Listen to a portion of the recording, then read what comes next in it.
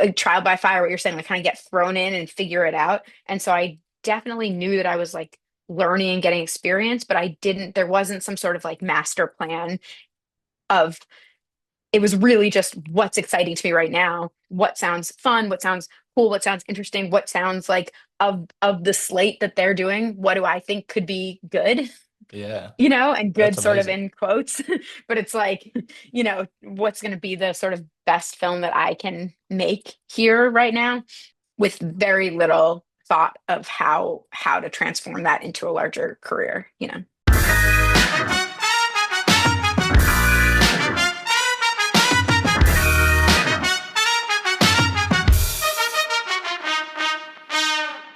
Welcome to the Funny in Failure podcast, a podcast that celebrates failure and shines the light on the emotional side of comedy and life with yours truly, Michael Kahan. Howdy, howdy, howdy. Today's guest is hilarious, deep, reflective, and truly loves what she does. It is brilliant and inspiring to hear. Rachel's so many crazy and epic stories from the projects she's worked on. It's mind-boggling how she's not only navigated but completed all these projects despite the many hurdles along the way. It is great to hear. It was also really nice to hear about her insights and mentality. Even when chatting about some of the challenges in the business, Rachel smiled the whole way through, and she has such a great perspective. I love this chat, and I think you will too. Rachel Lee Goldenberg is a Los Angeles-based writer and director. Her most recent film, Swiped, stars Lily James as tech founder Whitney Wolfe and premiered at the Toronto International Film Festival. Swiped is Rachel's 10th feature. Her other most recent film is Unpregnant,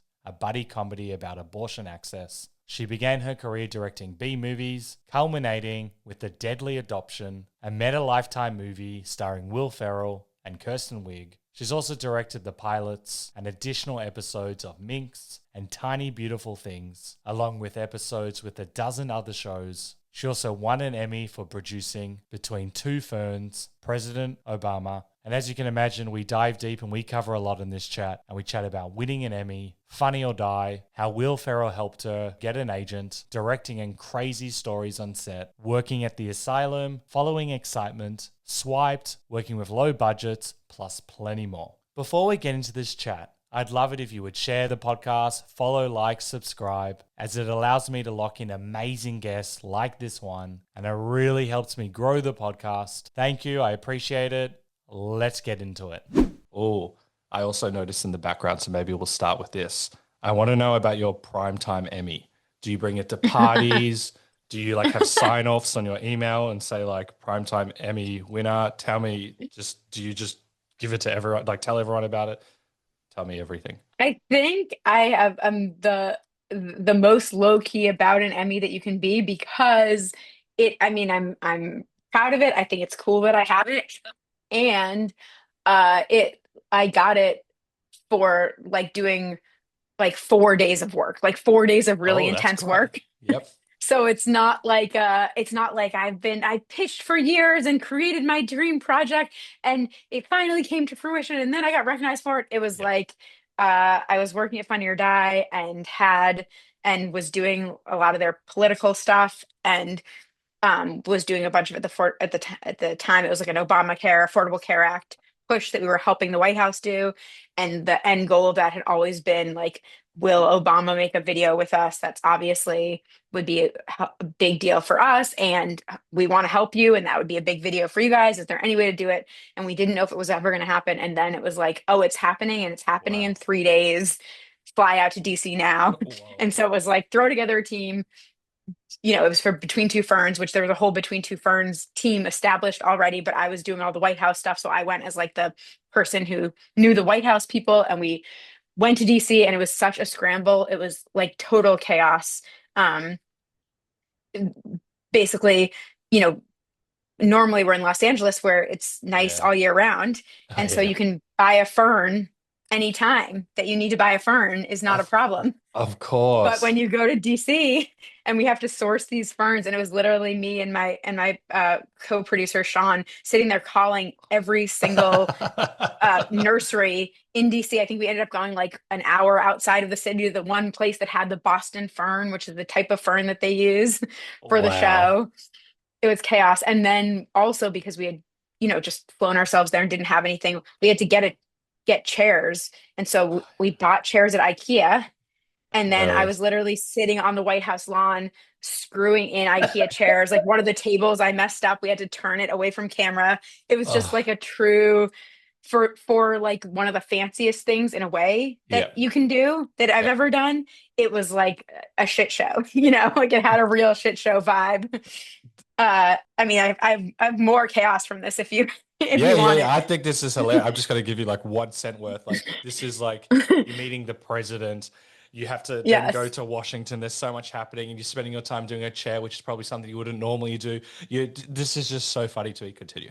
And also we had all like gone shopping. Didn't have a ton of money, so we're all like going to Target and stuff like in the 12 hours we had before we leave to try to get nice clothes and have our act Yeah. together. And one of the White House staffers was like, we had all tried so hard, and one of the White House staffers said, "It's so funny how you guys are just like being really casual when you come here. Like that's really weird." I was like, "We this is us trying so hard to be fancy and to and then Oh, the one last crazy thing that yeah. happened was minutes before, you have the president for, I forget what it was. It was like 15 minutes maybe or something. And so it was like minutes before he was supposed to come in, we had a teleprompter, and the teleprompter got knocked over and glass shattered everywhere. No. And you could just feel, we actually did like that. Well, technically we could fix it. It was Yeah. okay. Like we can clean it up. You don't need that glass. It was okay. It was fine. But you could feel all the White House people in the room just all look at each other like we've made a huge mistake. Like these people are not the professionals that we should have here. And it was so, that last 15 minutes was so tense where you could just, it clearly there had been discussion before we had come of like, is this even a good idea? Is this beneath the president? And then we were just, all of their worst fears were coming to life, as we're knocking things over and Oh. dressed inappropriately. Um, and then Mr. Barack Obama, President Barack Obama showed up, and he was incredible, and the vibe was great, and he was so kind, and everything went amazingly, and it was like perfect. But it was, yeah, leading up to it, the days leading up to it were, it was a mad dash. You've just summarized like one's artistic career. Just, I know it was 4 days, but you've just summarized everyone's life because that is just so crazy. Can you also imagine like he hears about it and he's like, oh, what have I done? And then as he walks through, he just like smiles and grins. He's like, oh, hi guys, this is going to be great. What were you thinking? This would have really have thrown me off. Like, you think you've got these really nice clothes, you're looking your best, hopefully feeling your best. I know you're stressed and like, oh, that's so cute. You're going cash. What were you thinking at the time? That would have thrown me. Yeah, I mean, yeah, it was a little embarrassing. I mean, it was funny, but it was a little embarrassing because it Yeah. was us dressed so much nicer than we normally dress. Did you then send like a picture of you holding the Emmy and being like, thanks so much for this, or send it to the team and go, told you it was worth it? Yeah, I texted the president. He and I text, so I texted him and said, "Thanks, buddy. This is great." And then it just said scene on on the.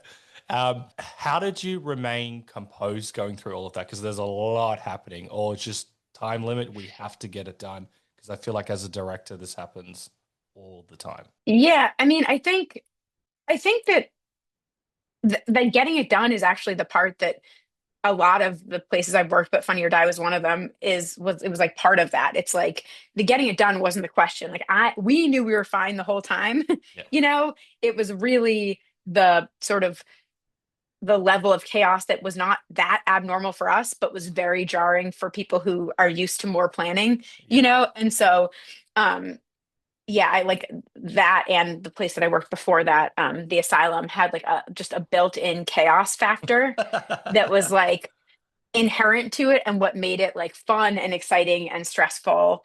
But like, truly sort of you can feed on that energy, Mm. of like the no budget, no time, got to get it done. Let's figure it out. Like that energy is something I like still kind of like a little bit of like an inch of that in my work still. Um, just to have that sort of like team team feel, and that necessary, like we're all in it together and we got to figure it out, not we have too much money, we got too much time, everyone come when you feel like it. Like I like the sort of to have that sort of like Yeah. motor underneath, you know. That's amazing. That would make you, I feel, and we'll dive into it in a sec, a much better director, but also understanding, like gives you a 360 view. Whereas sometimes if you come in, you know this better than anyone. Like when you come in, maybe high budget, there might be a lot of people doing different things. Like I always talk about it from an accounting point of view.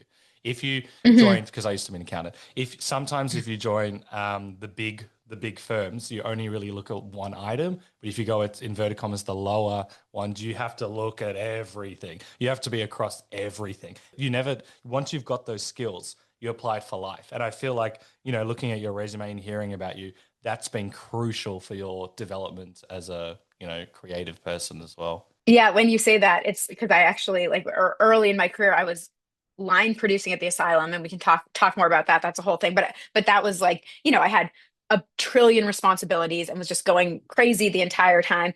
And then randomly, a friend of mine said that they needed a PA to do the stunt unit on Avatar for 2 weeks, and Oh, it was going to pay more than I was making line producing to be a PA for 2 weeks. And so I yeah. jumped over there, Oh, and it cool. was that exact accountant thing that you're saying of like there was nothing to do. Like someone would call for coffee in the walkie, and me and four other PAs would all be like, I'll do it. I've been sitting around for an hour and Yeah. haven't moved, you know? And it just could not have been more different from when I was doing the line producing. That was like I could have used 20 more of me to just try to meet the basic requirements of the job, you know? How funny is that? Like the big budget just changes everything. Because I'm sure, obviously, money is great and you would have enjoyed the money. But at the same time, you're like, I could be learning doing line producing. Or was it a nice relief at that stage to get paid to do nothing? No, I was so bored. I was like, and I was used to having some control and some power, and so it wasn't like the having less to do and no authority over anything that was happening was Yeah, like not my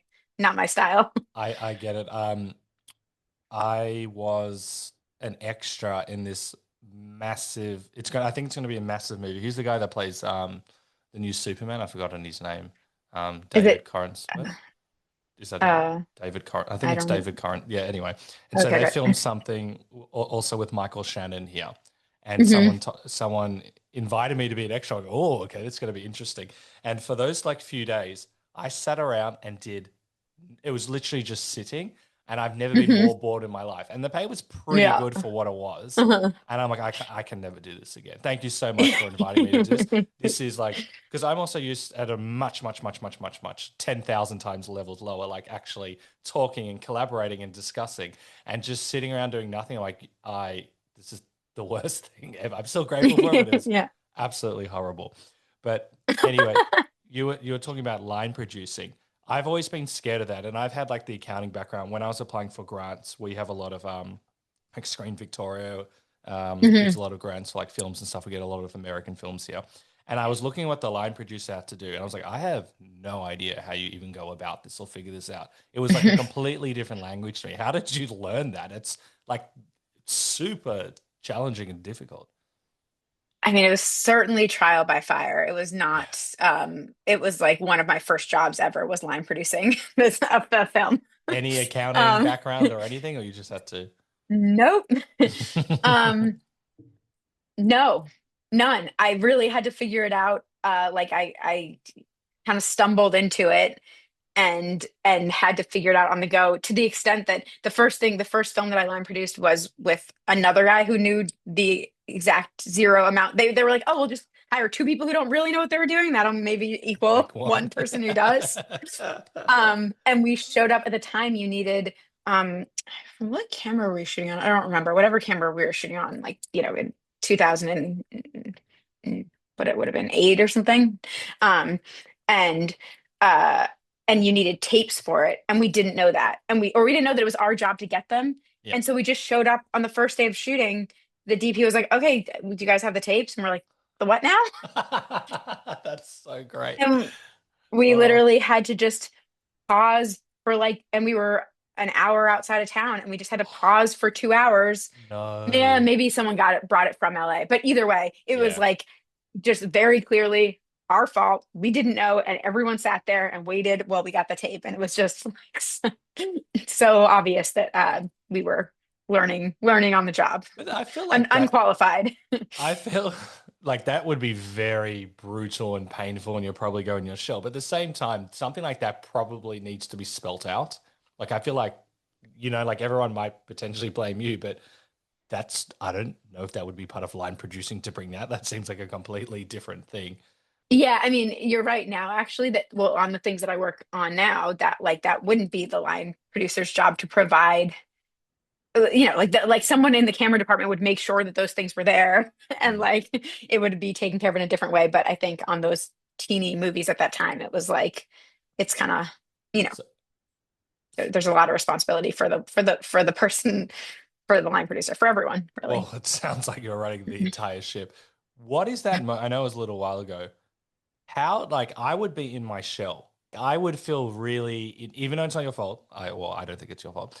And even if it is your fault, it doesn't matter. Just the two, like, as a director, 2 hour wait, that would drive you nuts. Waiting 2 hours for something, you'd probably be like, everything's okay, everything's fine. You know what I mean? How do you, Yeah. yeah, how did you thrive after that? I don't remember. I mean, there's not time, there was certainly at least two other things going wrong at any given time. Yeah. So it was like, it wasn't like, oh, have to sit here with my head in shame. It was like, oh, and this actor, got lost on their way to set, and this other thing is happening. And like, not that it wasn't a wait, but there's just no way that there weren't other problems happening that Yeah. also needed to be Yep. dealt with. And so there's not a lot of time for reflection. It's more just put your head down and figure it out. I feel like you could go corporate and be a CEO after experiences like that because you can run so many different departments at the same time. You have to be across everything. It's a real trial by fire.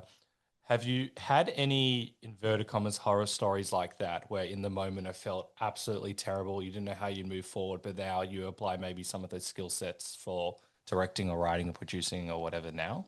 Did any spring to mind? Um, I mean, I've like so many nightmare stories from working at the asylum. It's crazy.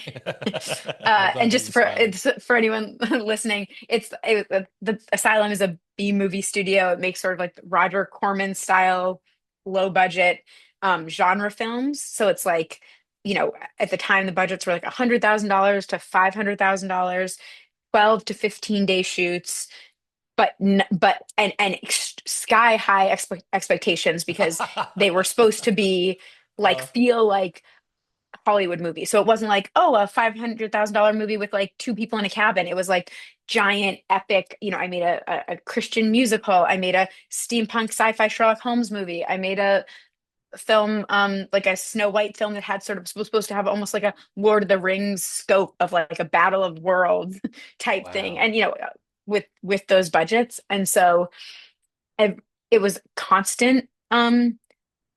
Heartbreak on those because I guess, you know, you would think, and now talking about them, it's like, oh, ha ha ha, that silly movie. But, when I was 23 and had been like, maybe someday I'll get to direct a film, and then I get to direct this film. And it's like, I'm trying to make it the best it can be. And I'm doing it earnestly, and I'm working crazy hours for no money to just like try to figure out how to make this as good as it can be. And so these things that in retrospect are funny did not feel funny. Like there's one, Yeah. my first, so the first film that I directed for them was a film called Sunday School Musical, which was a Christian version, like a Christian take on High School Musical.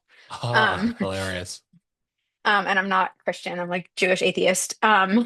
Uh and also had never made a musical and had never The perfect like person to yeah, do this yeah, role, and yeah. can't hold a tune, honestly. Um, uh, but I was like really excited about it and thought there, my friend from college and I wrote it for, $2, wrote the script, and I directed it for another $2. And we got these people because the sort of idea here is that you're finding people who, because the pay is so low, it's like, what else does someone have to gain? Like, so for me, it was like, I get to direct a film, like, Mm. pay Uh, me nothing. I'm so excited to direct a film. And so it was like, we found someone who hadn't written, they wanted to be writing like narrative musical stuff. Like, I think they were writing live shows at Universal or something, and they wanted to be writing like, so it was like a real person who didn't have this, like a legitimate person Yeah. who was talented, who didn't have this exact credit. Yeah. And so they did a pretty good job. Like we got all these songs written for the movie. And Wow. then in post, one because everyone's inexperienced, the producer somehow didn't get the right paperwork from one of the collaborators on the song. And her manager was asking for more, was basically holding the song hostage and asking for more money or saying we couldn't use the song. And Whoa. the Whoa. studio was like, fuck you, you're not going to tell us you're not holding any, it was probably like $2,000 or something, Yeah. and they're like, you're not holding us hostage. No way. Uh, and so they wouldn't pay for it. And so we had to, in post, change out the song. Like we wrote a No. new song No. and then found words that we could like cut to the people with their mouths Oh saying the my same God. thing. And like, and it's just a completely different song that no one sang on set. And, and it's like, it's bizarre. But at the time, it was heartbreaking. Like Oh, I knew, I was like, this I is can feel that like, now. And it's probably been many yeah, years. it's so brutal. Um, and, like, I mean, I have one more story that's similar of like just expectation versus meeting reality of these movies, which is like, I had for my Sherlock Holmes movie, the spoiler alert, there's these like steampunk um creatures, but you don't know they're steampunk. You don't know they're like robots until the end. You think they're real. And it's um and so there's like these sort of monsters that are supposed to come attack people, and then you find out later they're robots, as you do normally, of course. And so I like worked with the VFX team to design this monster. Like I conceptualized this monster that was sort of like, I didn't want like a King Kong thing. I wanted something like that felt scary because it was like human sized, So it was like, okay, like a reptile, like a monster reptile thing that can like climb walls and climb shit and also has like big scary teeth and can eat you, but is very agile. Yeah. And so we came up with these really cool conceptual drawings that I worked back and forth with the VFX designer to like have these concepts. We showed the actors like, here's what is, here's what it is. We had an eye line of like where this thing would be, like 6 feet tall, that are, we did the tennis ball on the stick for, for the actors. And then we shoot the whole film. And then in post, they're like, we don't have enough money to create this new creature. It's so expensive to create a new creature. We're actually just going to reuse one of the creatures from our other film, and it's a T-Rex, but we're going to have to make it small to fit in your location. So it's just going to be a mini T-Rex.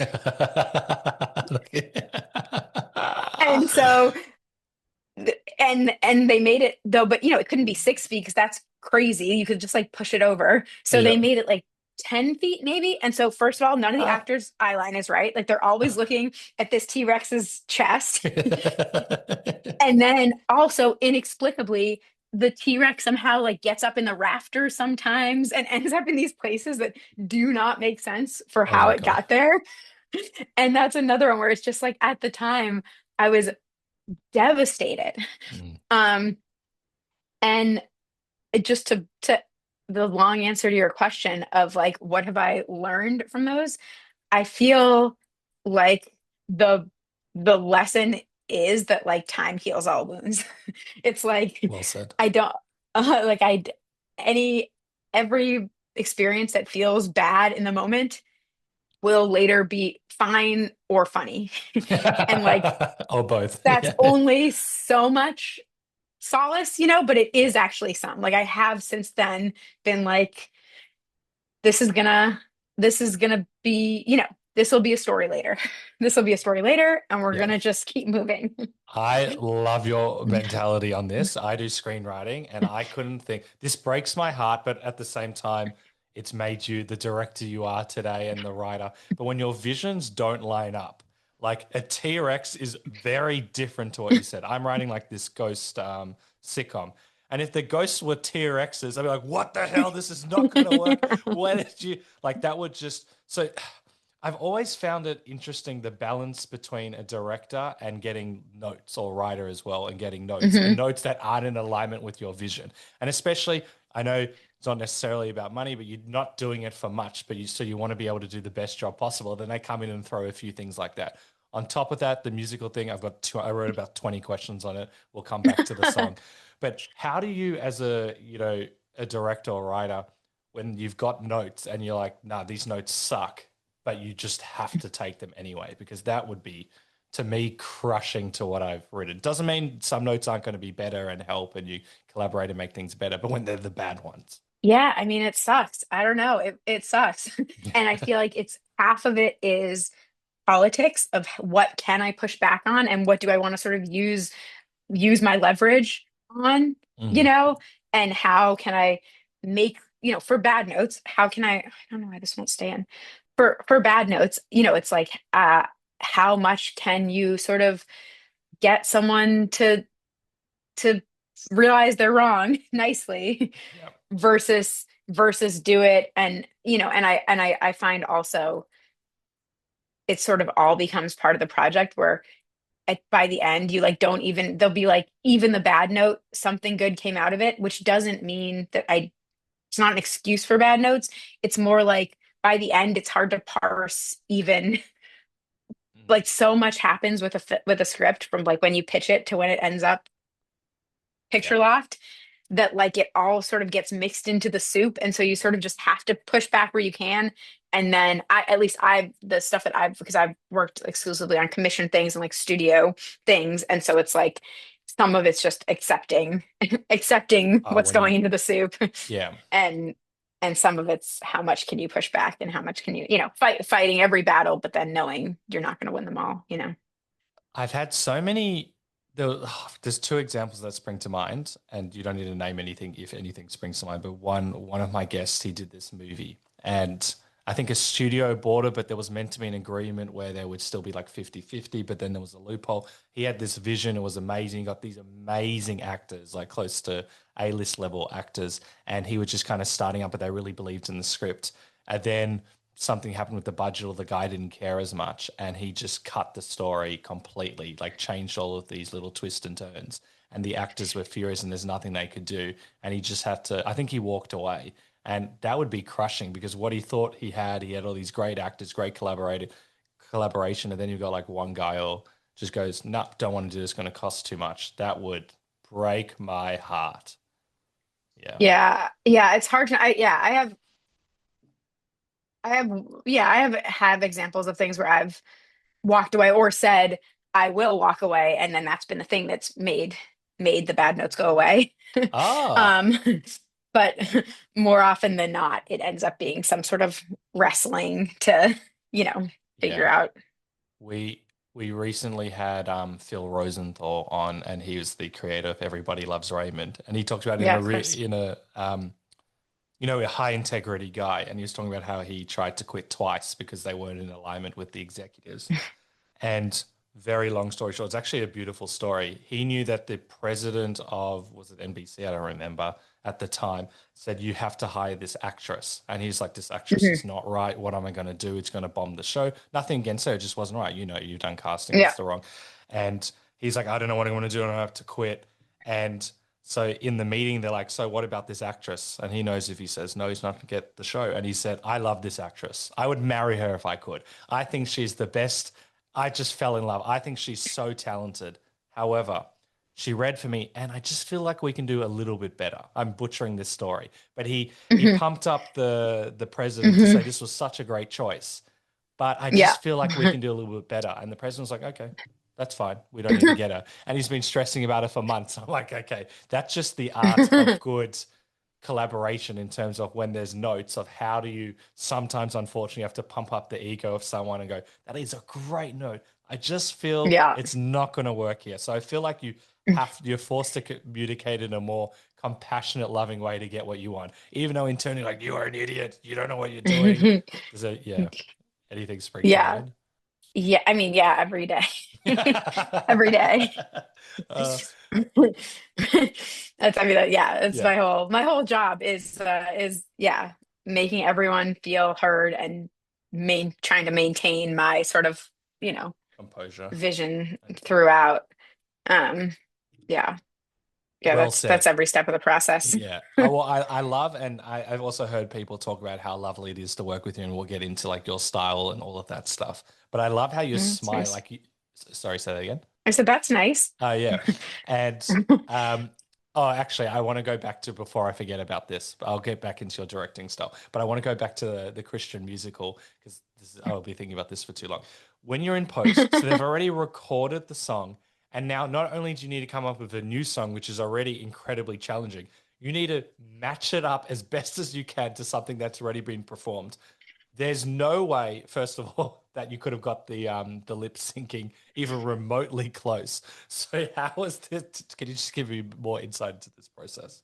Uh, yeah, I mean, well, so this particular song was a performance, like in the film, it was a performance, it was a choir performing a song. And so we just ended up being on the close-ups of the choir almost not at all. We were like on the audience a lot. We're on the big wides a lot. We were on the shot behind them a lot. And then we had our words or our lines that we had specifically, matched like, oh, match the words, match the things as much as we could. So then we would cut to actors whenever we could. But it Yeah. was really just like a re-edit of like never where you'd want to be, like not never the camera where you'd want it to be at a moment, really. Now I always understood because I've been on set a few times and you see like 20 different angles. I'm thinking, why on earth are you doing this many angles when you're going to do maximum two, maybe three in the shot? Now I know why. For situations where you have to dub the whole Yeah. thing. Oh, and sorry that I'm harping on it. I find your response to this so great because you're smiling, you've got acceptance, and it's such a light way of seeing it because you could just be so angry and frustrated and you're pushing the rock uphill, but you've got such a lightness about it. Does it happen often, or is this kind of a one-off where the manager's like, no, you pay my client $2,000 and the studio is like F off? Like, because you're not really involved in that, but that directly impacts you, like just the general politics of things like that. Wait, do you mean, sorry, what do you mean that my income? No, no, no, not your income. I think the manager, I may have misheard the story. Yeah, Oh, yeah. yes, yes, yes, I see. Um, well, yeah, I mean, on those type of films, but really on everything, you're sort of involved in everything to an extent, because I know, for that film, we had $100,000. And so to me, it's a directing choice how that money gets spent, like I don't want to spend, I wanted to make sure we're able to hire this, for us fancy songwriter, Yeah. or like our choreographer was like, a legit choreographer who hadn't done this type of thing before, but like she's super talented. So all of those decisions, not like that $2,000 exactly, but that general like how to spend the money feels like a creative directorial decision, and still to a lesser extent because the budgets are bigger, and I'm not, I wouldn't be able to like line produce the size budgets that I direct now. I haven't line produced something in so long, and those Yeah. budgets were so small. It's a different animal, but it's still the same principle of like, you know, prioritizing. Okay, I like this is the scene that we want to blow out our extras on. I can shoot other things tight, but we need 200 extras. We need 400 extras for this day. Oh, wow. Let's put the money there, and then I'm fine to in this restaurant scene shoot it tighter so that we don't have as many extras there because I want to, so it's like the balancing of things, and part of coming from low budget world is that I sort of have a real appreciation and sense of the money and like how to move it around. I just love how the experience that you've gained from this, like a lot of chaos, but in the moment when you're doing all of these, movie shows, whatever, did you know that you were building something? I know you're modest, but like great that you could see your skill sets was really, ramping up and you're learning, as you said, trial by fire. I definitely felt like I was learning. I felt like, I mean, I literally would choose every film based on something I hadn't done before. I was like, oh, I've never worked with a stunt person. Like that sounds exciting and Cool. cool. Like I Yeah. want to do that. We got to shoot. I mean, we shot one of those movies in Wales. We shot one of those movies in Austria. We shot one of those movies in Israel. Like we got to travel and go to all these places and sort of, you know, trial by fire, what you're saying, like kind of get thrown in and figure it out. And so I definitely knew that I was like learning and getting experience, but there wasn't some sort of like master plan of, it was really just what's exciting to me right now, what sounds fun, what sounds cool, what sounds interesting, what sounds like of the slate that they're doing, what do I think could be good, Yeah, and that's good sort of amazing. in quotes, but it's like, what's going to be the sort of best film that I can make here right now, um, with very little thought of how to transform that into a larger career. Ah, interesting. How did you did you start off in line producing and then that's how you got into this? How did you find this opportunity? Um, I so yeah, so I mean, I went to film school and sort of, and I went to Ithaca College, which is sort of like at the time, especially, was like a very artistic experimental based film program. It's like a lot of artistic integrity. And so I sort of was, picturing myself like becoming, a fancy auteur director who would get to one day direct a great film, Yeah. and like have all this artistic integrity, and then move to LA and and did some interning on some films and just like loved being on set and loved the chaos and loved, like, just wanted to be on set and do stuff. And so my friend was the who had graduated the year before me, was the receptionist at this company, and she basically said, my friend Ashley Holloway said, I think you would really thrive here. Like, it's really chaotic, and it's really and like they always need people because it's just this churn. They're making a film a month, and it's just like no one can really keep up with it. So once you get in, you can kind of like take it over if you do it right.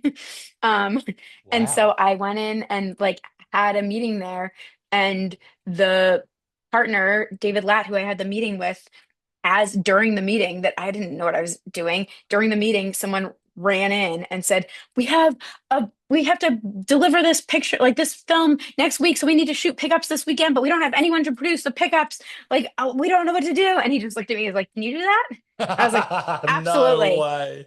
Absolutely I can." And I had sort of like padded my resume and didn't quite say I had never had a job, a paid job before in my life. Like, I kind of implied that some of the student films were more experienced than they were. And so I literally walked out of that meeting and was like, how do I find a camera? Like, where do you do, and like, how do you do anything?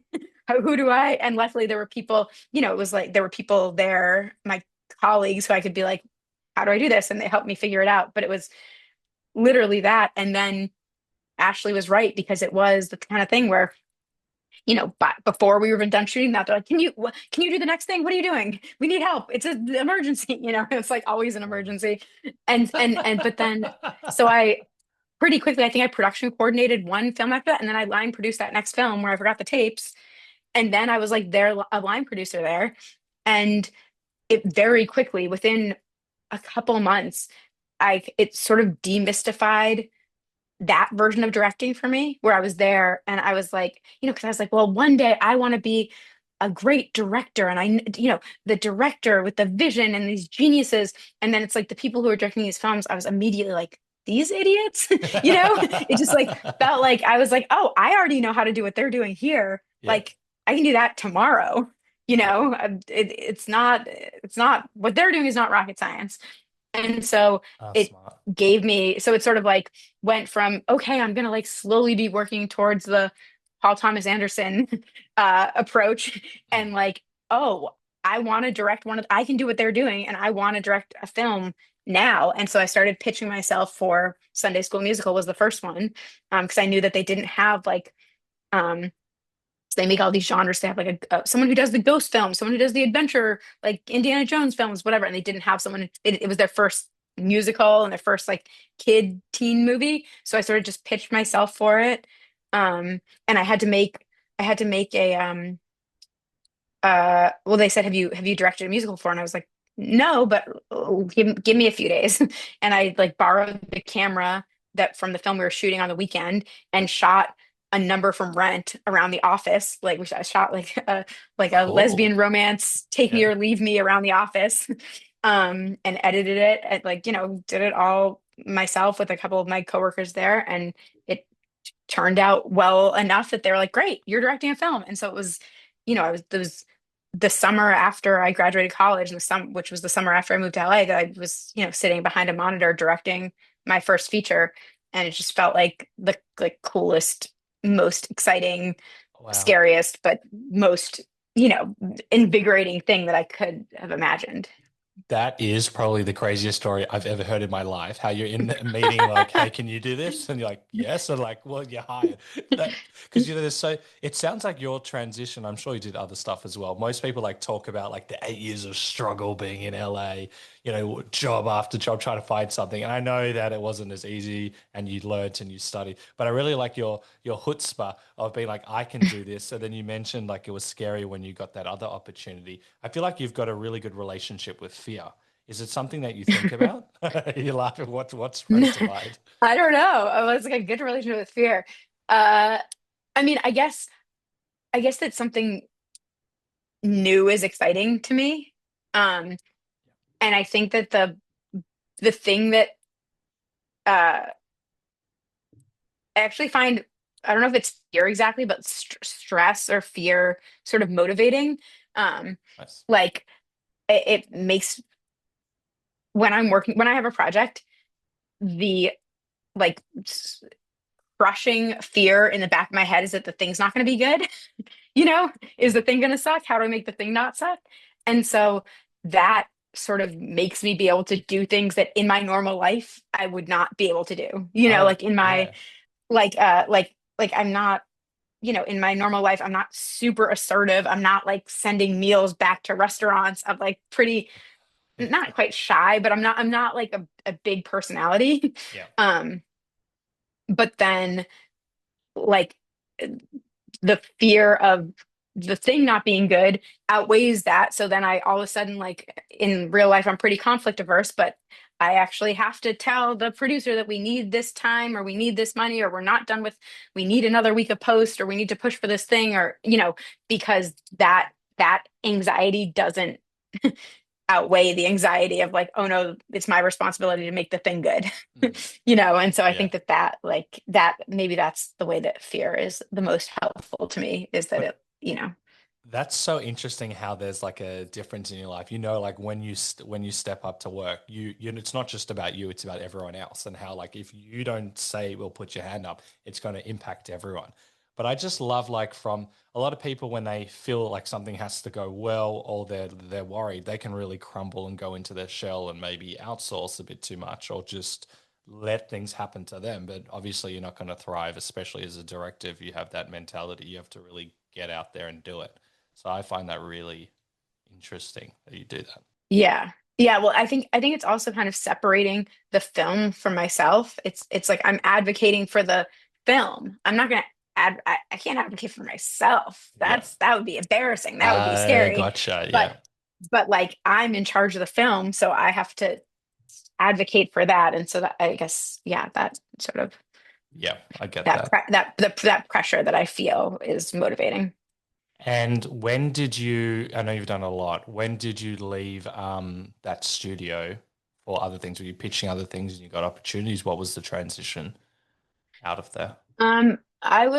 I did a number of films there, like six, maybe six Oh, films there, wow.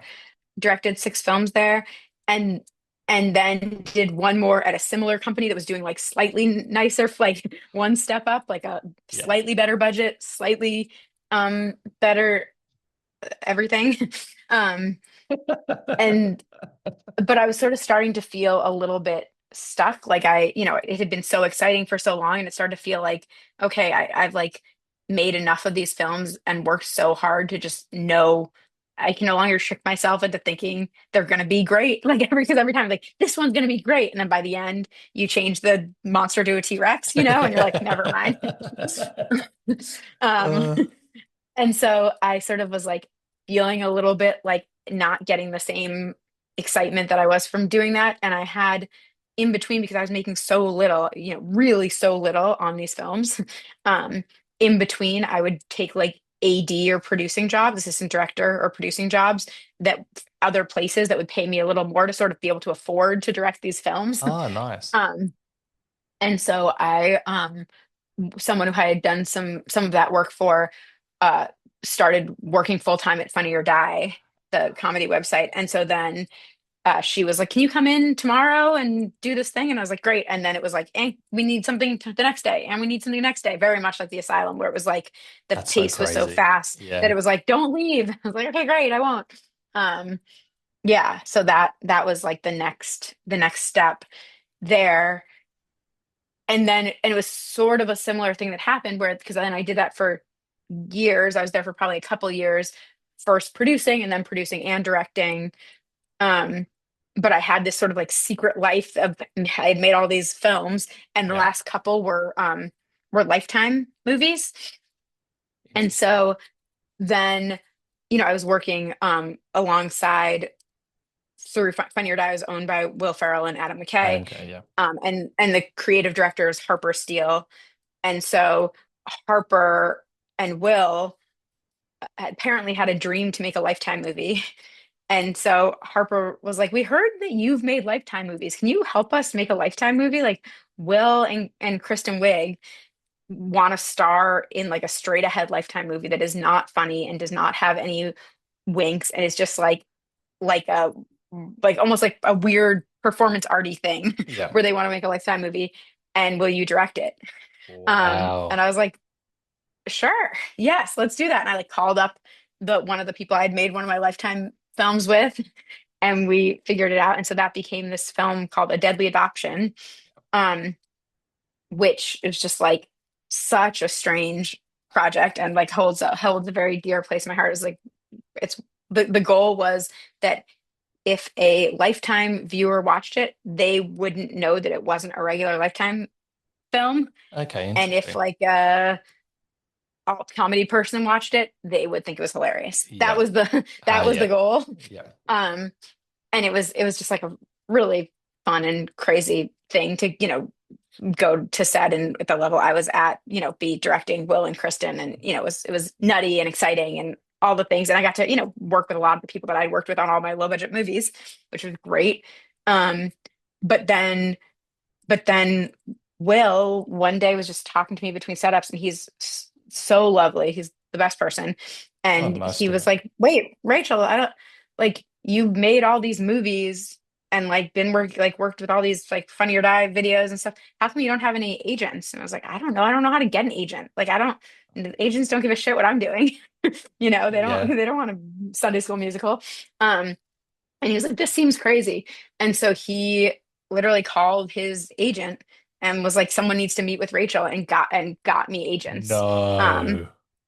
and that was like the thing that because I had done, I had a ton, at this point I had directed.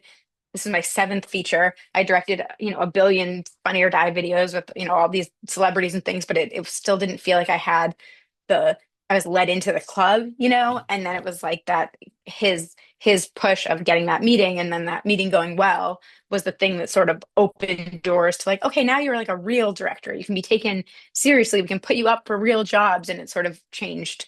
It wasn't clear to me it was like, oh, the party's over there and I don't know how to get in, Mhm. you know? I And resonate it's with sort of that. Yeah. there's still many parties I can't get into, but Yep. that was like I felt a real shift from that project. After doing like a ton of work and like climbing a tiny ladder, it was like, oh, I'm on a different ladder now. Do you know how crazy your story is in the most positive of ways? Like, sure, can you hear it and just be like, "This is crazy"? Obviously, you've done a lot of work, you've hustled, you've learned a lot, but just all these like opportunities that have come in like the strangest of ways, almost. Can you hear it? Yeah, I mean, I know it's crazy. I think like I always tell people to just do everything. Like just do everything because I couldn't have predicted. And there was a point like when I graduated college where I would have said, "Oh, I'm above I don't want to do these dumb B movies. Am I ever going to be taken seriously?" Like but I didn't have another path. It wasn't like anyone was offering me Yeah. something else, And so I think it was like about, not having, there wasn't like an ego to have. Yeah. So it was just like, and you know, even it's only in the last few years that I've even done any thinking about like, oh, I don't want to be doing this because I don't want to be seen this way. But generally, it's just been like, oh, what's exciting? What sounds fun to me to do next? What sounds cool right now that I want to do, and not thinking too much about like the path, you know? Yeah. I think following your highest excitement, I've heard this from someone else, is like the best thing that one can do. It's just that Yeah. makes life so much more interesting and enjoyable. Every day is kind of different. Obviously, not every day is going to be, sunshine and rainbows, but I think that's like I don't have the vocabulary to explain how amazing that is. That would be like if I was to give advice to people within like their life and capacity to follow their highest excitement. Doesn't even need to be for a career, just in life. I think it makes everything Yeah. easier. I'm also really intrigued when you're doing all the funny and diet and also probably Between Two Ferns. Would there be like 30 takes for like one small scene because everyone's laughing and cracking up, or can everyone kind of like hold it together? People mostly hold it together. There's like a very specific thing that happens in comedy where people like hold their laughter. It's strange. Hmm. Um, and it's not 100% of the time, but like often it's you do a take, you call cut, and everyone laughs Oh, in that is so appreciation good. of what just happened. It's almost like applause or something, Yeah, where it's like people hold it, you call cut, and then there's like the like the whole crew will start laughing. because laughter, and I know that humor's been a big focus in a lot of the things that you've done. I assume this maybe like brought it out even more. Maybe you're doing a lot of humor stuff as well. But just when people laugh and almost that applause, isn't that the greatest feeling in the room? It just kind of transcends time a little bit. I know there's obviously stresses and stuff, but what's that moment like? Well, you got Will Ferrell, one of the funniest people on the planet, and then you've dealt with so many other people. Is it just like, do you ever just like pinch yourself and go like, I'm living the dream, or in the moment, like next scene, next, yeah, More next scene. yeah, And also, I think any comedy director will tell you, you have to be almost a little bit suspicious of what makes people laugh in the room. It's like people can really, what works live is not necessarily what's going to yeah. work in the edit. And so sometimes, not to be a downer, because it's fun when sets are fun and people are funny, but it's sometimes it kind of it can send people in the wrong direction because the actor will say, "Oh, I'm getting these great laughs, and I'm going to do that again." And in my head, I'm going, "I know this isn't going to work, and it's not going to feel funny later." And it only feels funny because everyone here knows what the original scene was, and then you've done this with it, but Yeah. it's not actually funny in context. Or there's Or a they could be like a in little bit of a jokes as well, and people yeah, laughing. Yeah. yes. There's a little bit of like a mirage sometimes, like a joke mirage or a laughter mirage that is that I mean it's fun when everyone's happy, but yeah, they can you sort of have to watch out for sometimes. That is such a great way of putting it because you'd think, okay, these great comedians, they're laughing, therefore it's funny. But to be able to take like an outside like point of view and realize the mirage is this. How did you? I know this is a loaded question. How did you figure that out, or did you see it one and go, that's not that funny, and get some? I mean, I've certainly been on set and been like, I'm even though I can acknowledge that what is happening is funny, I'm not laughing because I'm stressing about how I have to tell you we have to do this differently. Yeah, So I bet. I'm not yeah, and I'm not like even when I'm editing, I'm much more like, oh, that's funny. I'm not laughing, really. I'm sort of intellectualizing it, and I Yeah. get surprised when I laugh because it's rare in That's like when I'm watching stuff. yeah. Yeah. And you mentioned the expectations versus reality, and you're speaking about the lower budgets, but there's also, I feel at every level, there's always going to be expectations and reality and all of that stuff.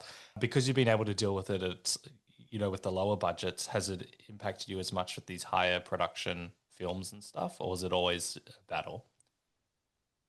I mean, it's you always I have yet to say I have too many resources, but that said, I think that the first film was Unpregnant that I did in a few years back Yeah. that I remember really feeling like, oh, we have enough money and time to do this. And there were moments that were still stressful, but like it was actually kind of validating because I was like, okay, I'm not just always greedily running out of time. Like I have properly not had enough time on a lot of things that I've shot. And now this is enough time. And it's not even, I think we had 31 days for that shoot. It's not like, these directors have 60 days or whatever. It's not like we had a crazy amount of time, but it was just like, oh, this is like a reasonable amount of time to shoot this in the way that I want to shoot it, that nobody has to be panicked. And like we're not, you know. no one's running around stressed and like, and again, there are always stresses and always moments where you're like, oh, we're not quite ready to move on, but we have to or whatever. But generally it was like, oh, this is what this is supposed to feel like. Okay. Oh, I just love like the journey of, doing these movies and shows or whatever, and you're learning so much that I know in the moment you felt like the T-Rex we've established is how challenging and difficult it is. But now like when you get like 30 days, like what a joy. I can do it in 30 days. It's not 14 days. Like you've done the hard yards that's like carried you through here. That would be a relief for a lot of people. It's good for Yeah, me I to hear had as like I well. remember it being funny, like going from Asylum stuff where there's no money to when I started directing some TV shows, and they would say, "How many extras do you need?"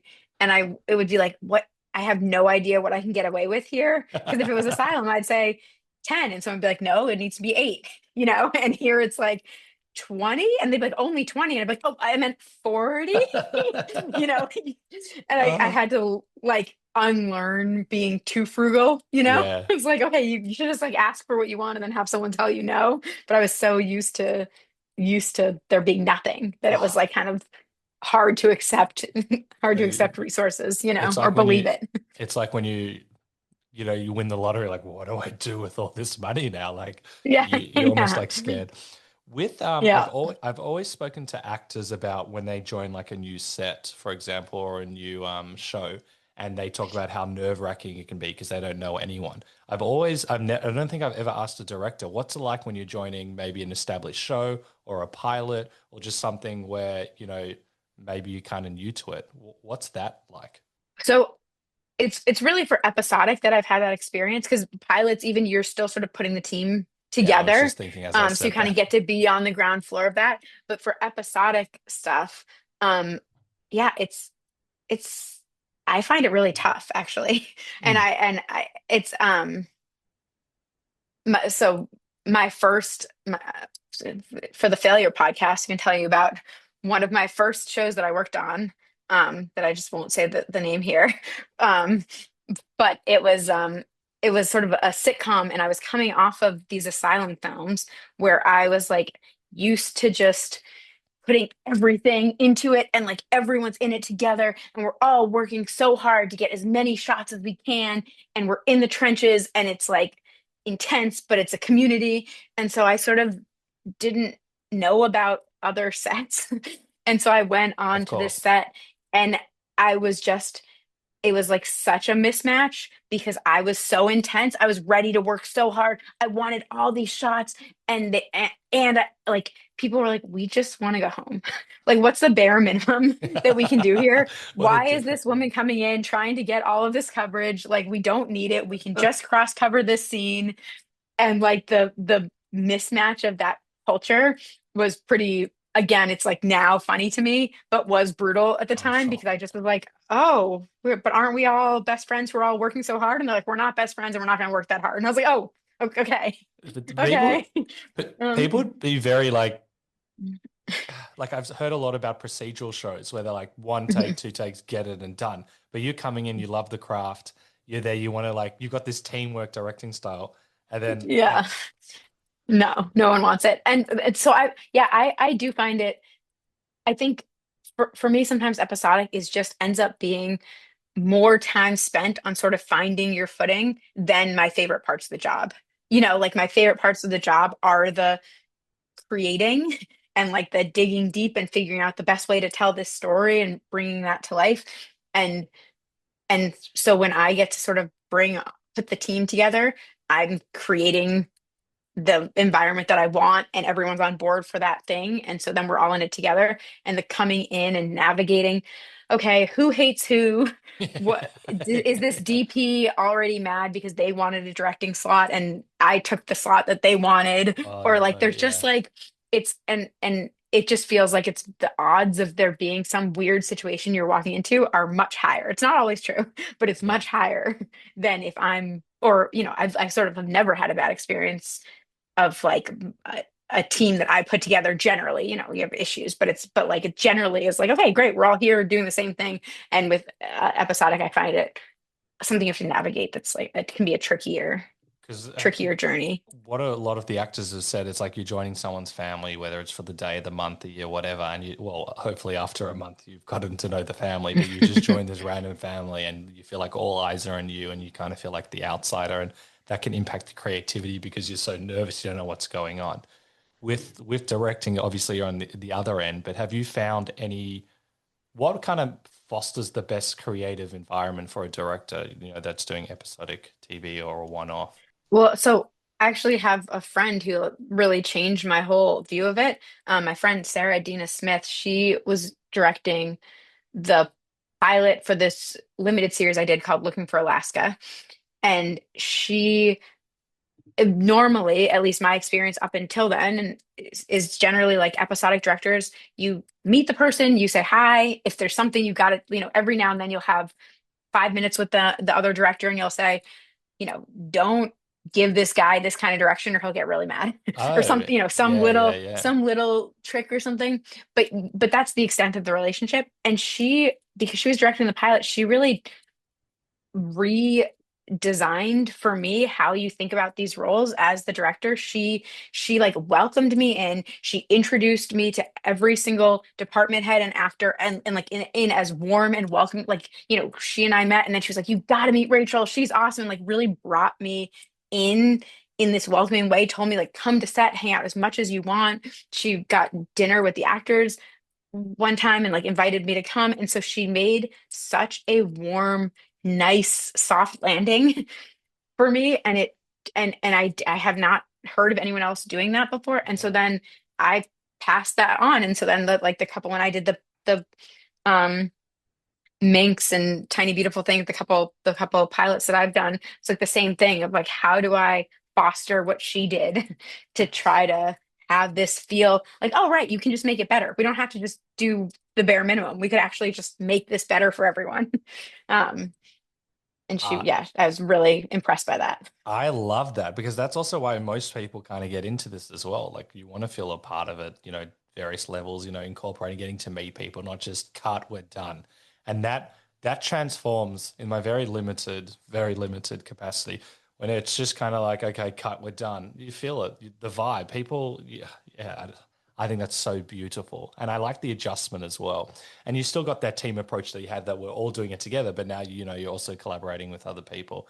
Have you had to, besides that example you gave, have you had to like adjust your directing style where you're like, okay, this isn't a teamwork, or no, when you're on a project, you're going to be you, and not going to necessarily take away, the best aspects of who you are as a director? Uh, I think that I just I mean, I've only done pilots and my features for since 2018 now, so for the last 7 years. And I think it's because it like I don't feel like I can give my full self to episodic directing because you are doing a lot of navigating. Yeah. And so, not saying I would never do it again for something that was really exciting and specific, but generally, it's sort of not. I like don't get to do the fun part as much as I'd like to because I'm working within a system and trying to service that system, and I've had very good experiences doing that and like medium or not so good experiences doing that, but either way it's never like sort of fully scratching the itch that directing something that I really get to like put my heart into in a bigger way does for me. Oh, interesting. So when something like Swipe comes along, and I think I've got so many questions on this, we'll see how we go. I think there was like a 5-year journey just to get it made or something like that. Yeah. Can you Yeah. tell me about the hustle and what drew you to this story as well? Then I'll ask all the other questions. Yeah, I mean, swiped when I got the project came to me in 2020, um, right at the beginning of the pandemic, I pitched it. And yeah, I mean, I sort of through all the things that I've been telling you about, was busy being like a woman in Hollywood, and having all the experiences that come with that, and especially, I mean, nearly everything we've talked about, from the Asylum to Funny or Die to the Avatar set that I was only on for 2 weeks to the sitcom that I did, had very specific experiences of like dealing with being a woman in the workplace, whether that means like harassment or navigating people not Oh, taking wow. me seriously, or trying to fit in and finding myself sort of wanting to fit in and be like, oh, I guess I should bro out in this situation to fit in. And then as I both as Me Too happened, and then also as I sort of got more a little more control and like, kind of my stature raised, I was able to reflect on those things differently and feel not only like, oh, this thing and this thing that I didn't even think about at the time were bullshit, that shouldn't have happened to me, but also the other side of it of, oh, what's my culpability here? What have I been part of by like deciding to fit in with the boys club rather than question it? And how has that benefited me in ways that I should examine? Um, and so all of these things are like I had been thinking about for years and talking about with people. And when I read, I didn't know about Whitney's story. So Swiped is about Whitney Wolfe, who co-founded Tinder and then Bumble, and there's a bunch of Me Too stuff in her story, and she sort of uses it to create Bumble. And so I found her story really interesting and like and on its own very cinematic and exciting, but Mm. also felt like it dealt with a lot of these issues that I had been dealing with. Her talking about feeling like there was only room for one woman at the table and feeling sort of competitive with other women initially and having to come through that. And so it felt so potent to me that this topic. And like I had like a lot of thoughts about it and a lot of firsthand experience with it. And so that was what really felt sticky to me. And what got me into it. Thank you for sharing that. How cathartic was it, going through that process? Because you obviously, as you said, there's a lot of parallels. Did you find it healing? I don't know. I was happy to get to say things out loud, I guess, that I've been thinking. Yeah. And it was like the writing process was I guess sort of cathartic to get to have people verbalize things that I had been feeling and have some of these like microaggressions be examined and taken seriously in the film. Um, so yeah, I guess it was somewhat cathartic. Yeah. But I think also what made it interesting for me is that I don't think that there's easy answers in the film, where there's not like a full, it's not like by the end we solved misogyny or something. Yeah. Um, and so I think that like the fact that there's still discussion to have, and that even in talking with people and how they perceive the film and how they feel about different characters, there's a variety of feelings, and that messiness is part of what I was excited about too. Interesting. I've got like double questions, one on you and then also on the film. I'm going to stumble upon this. Now that you said as you hit a certain point in your career, you could look and dive deeper within it. How have you been able to show up more for yourself since, going through this process as well? Um, I mean, I think, yeah, I guess it's for me initially, it was I I was sort of not fully conscious of it, but in a situation where I was mostly surrounded by men, and I would and when I sort of played into the boys club, whatever that means, used some of the language that they were using, or laughed along when jokes were made that were kind of shitty or whatever, Mm. I would I would get I would be rewarded for that by being allowed in the club and be, like, Rachel's cool, Rachel can hang, we don't, and so it's like sort of let in for the wrong reasons to a certain extent. Yeah, Also I get it. these were my like friends, and there's gray area to everything. It's not like a simple story. I have a couple simple stories that are just bullshit, but most most of it Yeah. is like this gray area. But so I think, you know, realizing that I did that, and realizing that that behavior was actually perpetuating it wasn't just, I wasn't, it's not neutral. Like if you're behaving badly, it oversimplifies a little bit, but if you're behaving Yeah. badly in a bad system, you're perpetuating that. And that actually, like, so being neutral isn't neutral. Being neutral is kind of shitty. And like you kind of have to push back to Yeah. even to even be neutral. And so sort of thinking about that, and realizing that I don't want to be I don't want to be perpetuating that. Like Mm. I want to be making it better for the next person, not the same for the next person. Um, Nice. it was like, and trying to challenge myself to find the moments when I feel comfortable speaking up and feel comfortable pushing back and knowing especially that now, I'm certainly not powerful in Hollywood in any major way, but compared to a lot of people and compared to where I was, like there's a responsibility that comes with, being someone who has more of a voice than other people. And so I've been trying to take that responsibility seriously. Oh, cool. I love that. I mean, I don't love that you had to go through it, but I love the journey and recognizing it and speaking up. That was very well said.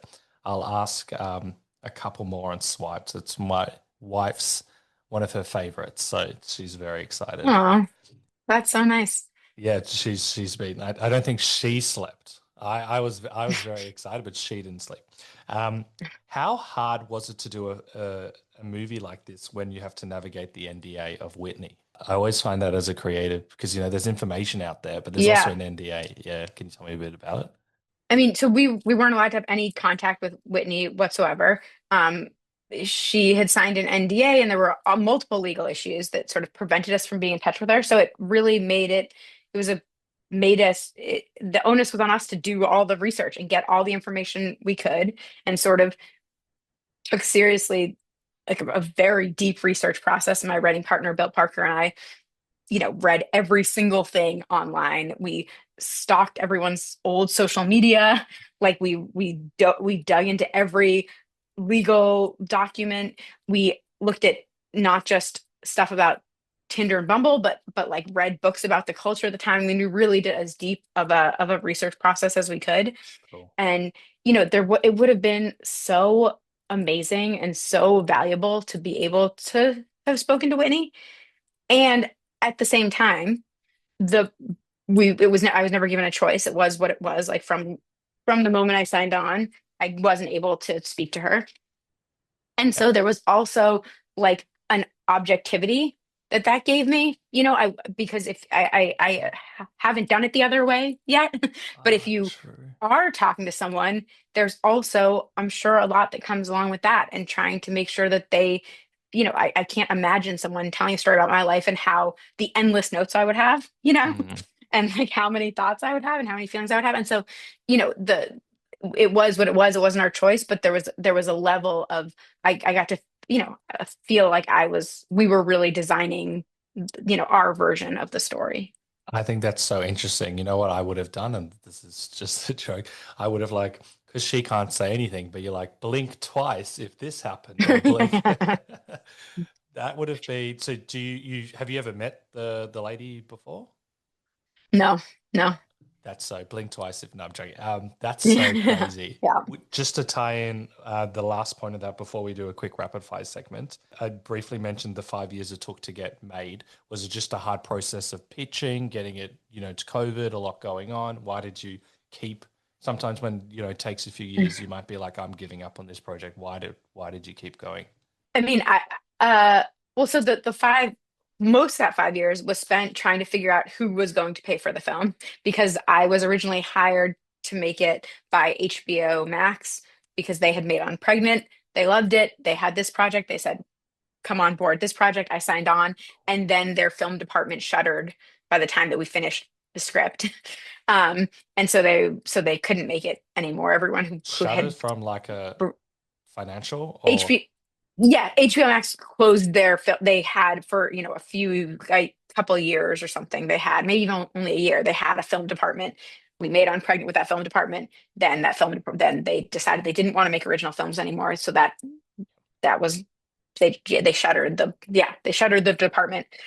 So we were at like different studios and different financiers, and there were places that weren't a good match creatively, where like they were interested in the film but a different version of it, and we had to say that's not the version of the film we want to make, or people who said we'll make it if this can happen or this can happen, and it's just a journey to try to find the right match of um the people who wanted to make the film the way that we wanted to make it, and that that finally happened at 20th. with Sarah Shepard was our executive who sort of made it all happen for us. Um, and but also when you say why didn't I give up on it? I mean, the my 5 years, it's the longest it's taken me to make a film, but it's not crazy by I film know. standards. Yeah. And so, right now, my writing partner and I probably have uh four things that we're actively working on in hopes that one of those goes in the next year or so.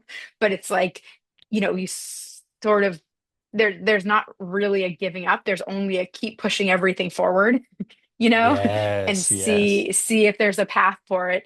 And so there'll be something, there was something that we hadn't thought about in a year. And then it was like, oh, I wonder if we should bring that back and see now that the culture's changed a little bit, maybe it's the time to do this, or maybe this actually should be this thing that we originally had as a limited series. Maybe that can be a film now. Is there a new version of that? So it's, I don't know, these ideas that things that you love, I kind of just keep circling them and keep trying to figure out if there's a way and like push on all of them as though they can happen next month in hopes that they Yep. do.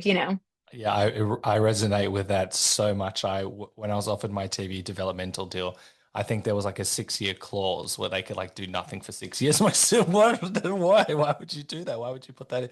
This was a. 6 years. It was. I have to Cruel. talk. I have to talk about it another time. They did everything dodgy in the book, but Ugh. anyway. I want to ask one question before we do a very quick rapid fire segment. This is also very loaded. What makes for you in your mind a successful movie or show, or what makes it a failure? Have you had to like change your definition given from when you first started out? Like if you look back to, for example, Swiped, what makes that a success in your mind, or if so, a failure? Um, I think that for me, the what I've realized is that the process is my favorite part. Like the making it is my favorite part. And so I've had all different kinds of releases between COVID and straight to DVD and straight to streaming and a and Swipe premiered at TIFF and it was very exciting and felt very glamorous to me. But it's it feels sort of like separate from the work and separate from mm, what kind of gets me going and what feel makes me feel passionate. And so I've sort of that's been the biggest lesson to me because it keeps happening even with, Swiped is the sort of the fanciest premiere I've had on something. It looked And still it huge. was like, oh, my favorite part or the part that really matters to me is still making it actually. um and like that work. And that's been nice to remember that going into the work I'm doing now as I'm outlining new things and writing new scenes and being like, Rachel, don't forget this is actually this is the good part. Sometimes it's annoying, sometimes it's frustrating, but like this is the part you like, so don't take it for granted. Brilliant. I love that as well. And it's great life advice as well. Often we focus on the end result and not the journey, the process. You said that 10 times better than me. I appreciate it. What we're going to do is to do a very quick rapid fire segment to wrap up the podcast. I won't comment on them because I always derail them. You ready to rumble? I guess so. Da, da, da, da. What are you most proud of? uh Probably the unpregnant abortion stuff. How can people watch that? It's on HBO Max. What would you do if you knew you cannot fail? Because you say they're rapid fire because you're not commenting, but it's not. I don't You can know. take your time. Uh, It's fine. These are hard questions, I know. um, I- it's hard to. I don't know that I would do anything differently. Not because it's so cool. I don't know. It's not like I feel like just trying my best here, and so it's not. There's not like a I don't know. Because there's no master plan. It's hard to picture failure or not. It's kind of like let's just try to keep working, keep doing stuff I'm excited about. I know I've said it many times. I love this mindset. I'm going to be reflecting on this for a while. What brings out the best creative content out of you? Um. Uh, when it feels like a challenge, when I feel like I'm trying something new or out of my comfort zone a step. I've got so many, so I'm just skimming them. If you could gain any skill in the world, which one would it be and why? I wish I could sing. Be so nice to be able to sing. So I agree. I've got the worst. The worst. My mum is so supportive of me, but she goes, honey, not your thing. And I'm like, oh, that's crushing. Yeah. For her to say that, it must be really bad. Yeah, my partner says voice of an angel every time I sing. That's the line around our house. Oh, that's brilliant. Any advice you want to give to people who want to try something different on you, or perhaps a bit fearful of doing so? My advice for it in the career sense, if you want to try something new, my advice is to have low overhead. Like have cheap rent, have have a way that you can take some risk because you're living uh below your means if possible. Before I ask how people can follow you and keep up to date with you, what's the one question I should have asked you? What should you have asked me? No, I feel like you covered a lot. You have great questions. Thank you. I appreciate it. And Yeah. before we go, how can people follow you? I think that you've also got a new project coming out the 6th. I could be getting the name wrong, which looks really interesting. Yes, tell us all in your Thank you. socials. Yeah, the six still TBD on the timeline for that, but yeah, that hopefully is the next thing. It's about the first class of female astronauts in at NASA in 1980. That one's with Universal and hopefully coming soon slash shooting soon. Uh, and you can follow me on the only one I use is Instagram at RL Goldenberg. I'll put that in the episode notes. I look forward to the movie and it just, exceeding your expectations, but also the process is as lovely as you've described to all the other things. Thank you very much. You have such a wonderful, positive, uplifting mentality, and I love that you follow your excitement. That's very inspiring to me. And yeah, thank you so much. Thank you so much. This has been so fun. Really great. Really good, interesting conversation. I appreciate it. I love how Rachel's followed her excitement. She hasn't necessarily focused on the how or the why, but has trusted that by pursuing her highest excitement, this will not only lead to great results in her career, but also her life. Rachel didn't necessarily have a plan. Instead, she followed what she was passionate about and what truly lit her up. I think this is amazing because sometimes we don't necessarily need the master plan. By following what excites us, the path reveals itself. Even though life can be busy at times and we can worry about the way forward, Rachel has reminded us that it's important to choose things that bring us joy and excitement, and often that is exactly what helps pave the way forward. So I'll leave you with this epic quote. Excitement tells you what you're best capable of doing. If something excites you, it excites you for a reason. There are no extraneous creations, no accidental interactions. The Shah. Thank you for listening to the Funny and Failure podcast, exploring the deeper side of comedy and life.